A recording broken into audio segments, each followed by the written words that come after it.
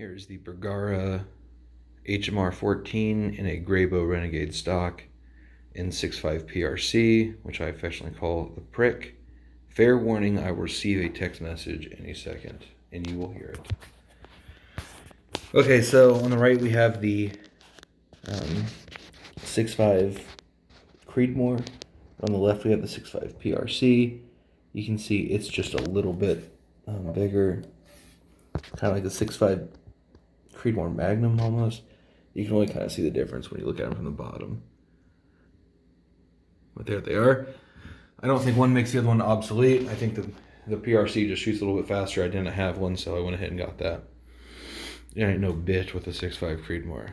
So, alright, like I said, Grayboe stock with their bottom metal and magazine. The magazine is stamped 300 short mag, so I'm assuming they're the same. Super cool rifle. Love it. It's got the Vortex Strike Eagle 5-25 on it, which even with all that adjustment, it still clears pretty well. Oh, I've got to see if it's clear. Oh, it is. All right, we're good. So there it is. Doesn't kick at all. Super accurate. Likes that scope a lot. It's got the Seekins cream corn USMC rings on it. Got the Omega at the end.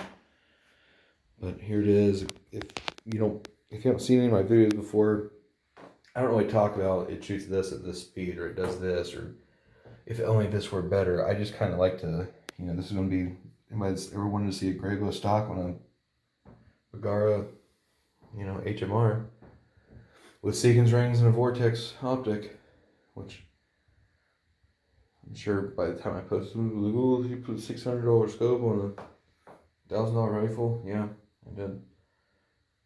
But it's I'm really happy with it. It shoots good. It shoots accurate. It's more accurate than I am.